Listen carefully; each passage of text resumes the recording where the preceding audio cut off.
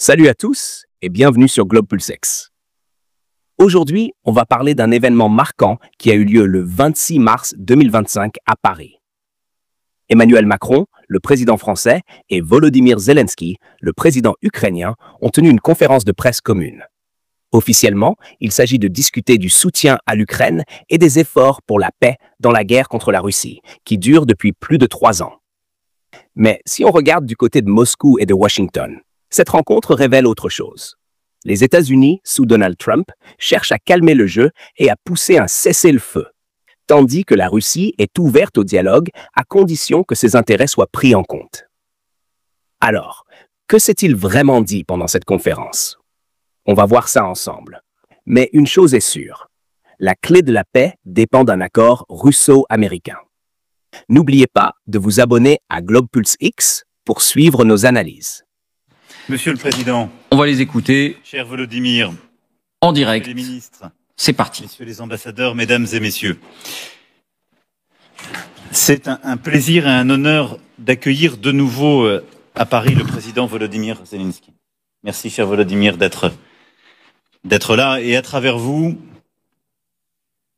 c'est à toute la nation ukrainienne que la France adresse un message d'amitié et de soutien qui est clair et sans ambiguïté. Nous sommes et nous resterons résolument aux côtés de l'Ukraine. Il en va de l'intérêt du continent européen et de notre sécurité. Depuis plus de 3 ans, l'Ukraine mène un combat qui dépasse ses seules frontières. C'est le combat de la liberté contre l'oppression, du droit contre la brutalité. Nous avons en effet changé d'ère et l'agressivité de la Russie ne constitue pas qu'un défi à l'ordre global et à la stabilité du monde. Elle impacte aussi très directement notre sécurité en Europe. Nous sommes depuis quelques semaines dans une phase décisive pour parvenir à mettre un terme à la guerre d'agression de la Russie. Je salue ici l'initiative du président Trump qui vise à aboutir au plus vite à une diminution puis à une cessation des hostilités dans un séquençage qui doit nous aider à parvenir à une paix solide et durable qui garantisse la sécurité de l'Ukraine et la stabilité sur notre continent. Et ces dernières semaines, nous avons très régulièrement échangé avec vous, cher Volodymyr, Monsieur le Président, comme avec le président américain Donald Trump et avec nombre de collègues que nous retrouverons d'ailleurs demain sur ce sujet. À Jeddah, le 11 mars dernier, l'Ukraine a clairement exprimé aux États-Unis son accord pour un cessez-le-feu complet et sans conditions préalables pour une durée de 30 jours, alors même que c'est elle qui est victime de l'agression. Nous attendons le même engagement de la part de la Russie. Ces derniers jours, les États-Unis ont échangé, grâce à l'hospitalité de nos amis saoudiens que je tiens à saluer, avec la Russie et l'Ukraine afin de faire cesser dans un premier temps les frappes sur des infrastructures énergétiques et de travailler à un cessez-le-feu en mer Noire. Ces mesures peuvent constituer un premier pas vers un cessez-le-feu plus large, ouvrant la voie à la construction d'une paix qui garantisse la sécurité de l'Ukraine, même si je constate la volonté aujourd'hui clairement établie par la Russie de réécrire ou de réinterpréter ce qui aurait été discuté ou agréé en listant de nouvelles conditions. Loin de prouver qu'elle veut vraiment la paix, la Russie continue de fait, jour après jour, de frapper intensément le territoire ukrainien, y compris des cibles civiles. Ces frappes, nous les condamnons et elles doivent absolument cesser. Au total, là où vous avez su, Monsieur le Président, prendre le risque de la paix, en proposant et en acceptant ce cessez-le-feu de 30 jours en air, mer et sur les infrastructures civiles, à date, la Russie n'a apporté aucune réponse solide et par ses actes, elle a montré sa volonté de guerre et de continuer l'agression. Nous avons pris des décisions importantes lors du dernier Conseil européen et l'approche de la paix par la force est celle que nous continuons à poursuivre. Et c'est pourquoi la discussion que nous venons d'avoir, que nous continuerons tout à l'heure, et le sommet que nous tenons demain pour bâtir cette paix solide et durable pour l'Ukraine et pour l'Europe, va nous permettre d'aborder plusieurs points. D'abord et avant toute chose, le soutien immédiat à l'Ukraine. Nous devons le poursuivre. Il est nécessaire pour continuer la résistance. Et j'ai pu annoncer aujourd'hui 2 milliards d'euros supplémentaires de soutien de la France sur le plan militaire à l'Ukraine. La France, depuis le début, vous le savez, apporte des capacités qui répondent aux besoins prioritaires des forces armées ukrainiennes. Et nous avons préparé une aide supplémentaire avec des missiles anti-chars Milan, des moyens de défense aérienne comme des missiles Mika qui équipent les Mirages qui ont été livrés, ou encore des missiles de défense solaire Mistral. Pour tenir sur le front, les armées ukrainiennes recevront également des blindés VAM, des chars AMX-10RC, mais également de nombreuses munitions, dont certaines téléopérées ou des drones. Et nous avons aussi avancé sur les coopérations en matière satellitaire ou d'intelligence. Et ce soutien sera complété également par des productions d'équipements en Ukraine, grâce au partenariat noué avec nos entreprises de défense. Ces 2 milliards d'euros de soutien, c'est une part de ce premier volet, et notre volonté demain est de mobiliser tous les partenaires qui seront présents pour continuer ce soutien immédiat à l'Ukraine. Le deuxième élément de la discussion portera sur le cessez-le-feu durable, en s'assurant qu'il puisse être observé et respecté. Ce sera une partie importante des travaux que nous mènerons demain avec nos collègues européens pour précisément bâtir ce séquençage, un cessez-le-feu mesurable de court terme, les discussions politiques et ensuite paix qui pourra être consolidée et pleinement suivie. Le troisième élément de discussion concernera le format futur de l'armée ukrainienne. Car la première garantie de sécurité pour l'Ukraine de demain, une fois la paix signée, ce sera d'avoir un format d'armée crédible qui permette de dissuader toute nouvelle agression et de résister éventuellement à de nouvelles attaques de l'armée russe. Et nous aurons l'occasion de revenir en détail demain sur ce volet.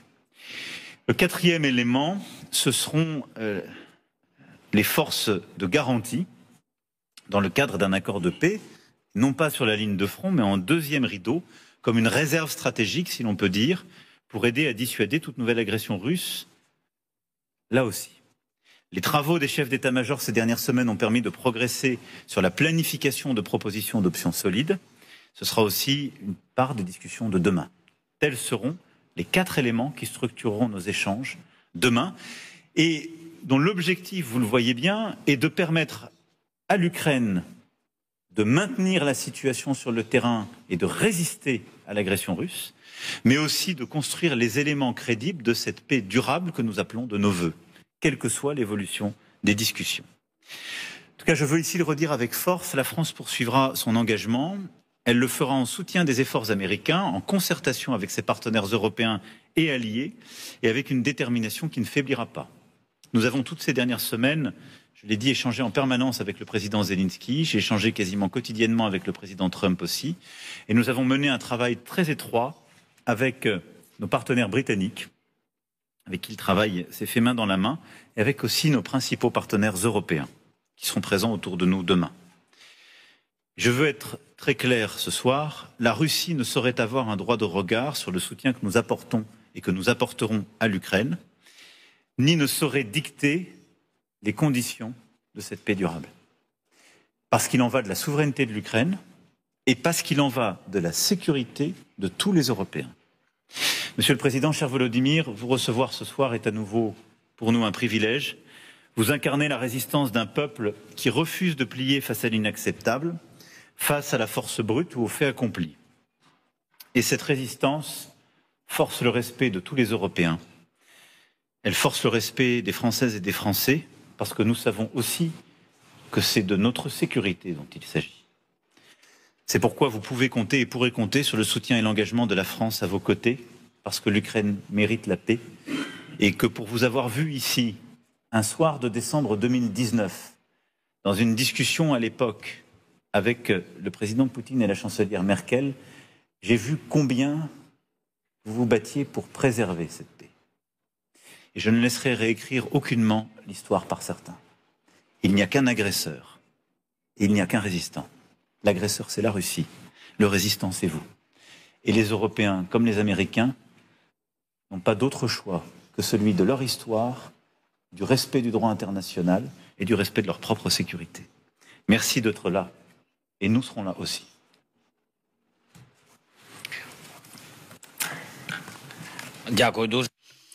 Merci beaucoup pour ce soutien. Merci beaucoup, cher Emmanuel, pour ton amitié et ton soutien pour l'Ukraine. Chers présents, mesdames et messieurs, chère France, tout d'abord, je voudrais te remercier personnellement, Emmanuel, et toute la France pour un soutien inchangé et surtout très sensible de l'Ukraine. Nous apprécions beaucoup d'avoir un ami comme toi, Emmanuel, comme toute la France. Aujourd'hui, beaucoup de choses peut et doit être fait pour une sécurité en Europe, pour nos concitoyens et ensemble avec la France et tous les partenaires en Europe et dans le monde. C'est un moment important pour l'histoire. La façon dont les leaders actuels déterminent le système de sécurité pour l'Europe, pour des générations à venir. C'est là-dessus que nous travaillons actuellement lorsque nous travaillons au nom de la protection contre l'agression russe pour établir une paix stable, pour des garanties viable de notre sécurité en Europe. Aujourd'hui, avec le président de France, nous avons eu un travail bilatéral. Nous préparons également la rencontre de demain avec nos autres amis, nos partenaires européens.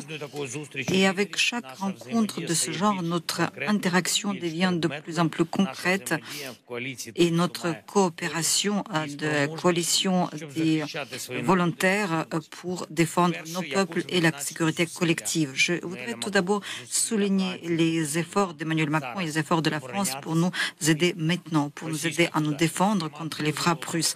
En particulier, et je t'en ai déjà parlé aujourd'hui, c'est ce sont vous, mais c'est déjà les nôtres, nos mirages, les avions de combat, et je te remercie beaucoup, qui ont été fabriqués en France.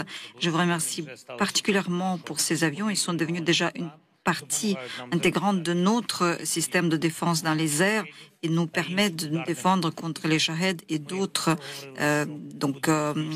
structures volantes. Nous allons continuer à augmenter le nombre de mirages. Merci beaucoup pour tous les projets de défense pour l'Ukraine. Nous avons déjà discuté de la situation du front. Nous allons continuer à parler de nos besoins concrets et sur comment nous pouvons terminer cette guerre. Je remercie beaucoup pour le nouveau paquet de défense venant de France pour l'Ukraine. Nous nous sommes mis d'accord sur ce paquet de 2 milliards de dollars. C'est un paquet très important. Il a été déjà détaillé par Emmanuel, mais d'autres éléments, je pense, seront commentés par nos ministres de la Défense. Deuxième chose, Emmanuel est parfaitement au courant de nos discussions avec les Américains, ce qui s'est passé en Arabie Saoudite. Et il y a quelques jours, nos délégations ukrainiennes et américaines ont discuté des régimes de cessation de feu en ce qui concerne l'énergie, les secteurs énergétiques et la mer Noire. Les questions à caractère technique demeurent, le monitoring tout d'abord. En ce qui concerne la mer Noire, la situation est plus complexe. Moscou essaie d'inscrire des conditions supplémentaires dans cet accord, donc préconditions, et nous espérons que la partie américaine assurera le caractère inconditionnel de silence au-dessus de la mer. Depuis 12 mars, il y a une proposition de la partie américaine sur le silence dans les airs, sur le sol et dans les mers. Pour l'instant, la Russie refuse cette cessation inconditionnelle de la guerre. C'est la preuve que la Russie ne veut pas mettre fin à la guerre et elle joue la montre. Donc il faut continuer à maintenir la pression sur la Russie. Ce n'est pas le moment de l'affaiblir ou d'affaiblir notre unité. Nous avons besoin davantage de mesures concertées pour assurer la paix juste et stable. Les sanctions à l'encontre de la Russie doivent rester en vigueur et doivent se renforcer tant que l'occupation russe durera. Donc, chaque frappe de la Russie, toute tentative de la Russie de faire durer la guerre demande une réponse. Et cette réponse ne pourra être qu'une nouvelle pression, de nouvelles sanctions. À Moscou, on ne comprend pas d'autre langage que le langage de la force, c'est un fait. Par conséquent, l'Europe, les États-Unis, le monde entier a besoin d'avoir suffisamment de force pour se défendre et défendre les intérêts de la paix. Je remercie et je suis reconnaissant à toutes les personnes en Europe qui nous aident, nous les Ukrainiens, l'Ukraine, dans la défense pour obtenir la stabilité, la prévisibilité de notre potentiel de défense. Il est important que chaque pays européen puisse développer son potentiel de défense, la base scientifique, la composante technologique dans la défense. Plus de choses seront produites en Europe, plus calme sera notre vie en Europe. Je remercie tous les pays pour leurs investissements dans l'industrie de défense en Ukraine, pour la coproduction avec notre complexe militaire industriel. Nous avons déjà discuté avec Emmanuel comment ensemble nous pourrons augmenter notre production, notre force industrielle. Cela concerne différentes choses, à partir de forces de défense antiaérienne jusqu'à l'artillerie. Nous avons chargé le ministère de la Défense de détailler ces questions et d'assurer leur exécution. Bien sûr, nous comptons et nous misons sur la diplomatie, mais seule la diplomatie basée sur la force peut être forte de tous les partenaires. Et c'est ça le sens de notre travail, de la rencontre de demain. Nous attendons des décisions nouvelles et fortes. Il est temps de passer vers un contenu fort de nos discussions quant aux garanties de sécurité et la présence en Ukraine d'un contingent de nos partenaires. Il y a des questions concrètes en ce qui concerne le contingent, la participation des partenaires qui pourraient être réglées demain, en tout cas sera discuté. Et aujourd'hui, avec le président français, nous avons décidé de charger nos représentants militaires de se réunir et ensemble avec le partenaire de travailler sur certaines questions concrètes. Je remercie tous ceux qui nous aident. En particulier, je voudrais encore une fois te remercier, cher Emmanuel, pour ton soutien personnel. Je vous remercie. Merci la France. Gloire à l'Ukraine. Nous passons désormais aux questions. Pour résumer, Macron et Zelensky ont mis en avant un gros soutien français, 2 milliards d'euros pour l'Ukraine et des belles paroles sur une paix durable. Mais soyons réalistes. Pour la Russie, il s'agit de sécuriser ses frontières. Et pour les États-Unis, c'est une question de mettre fin à une guerre coûteuse sans perdre la face. Les discours idéalistes, c'est sympa. Mais la vraie solution passe par des compromis acceptés par Moscou et Washington. On creusera ça dans la prochaine vidéo, où on analysera les questions des journalistes et les réponses des deux présidents. Si cette vidéo vous a plu, faites-le nous savoir. Likez, commentez et surtout, abonnez-vous à Globe Pulse X pour ne rien rater. À très vite.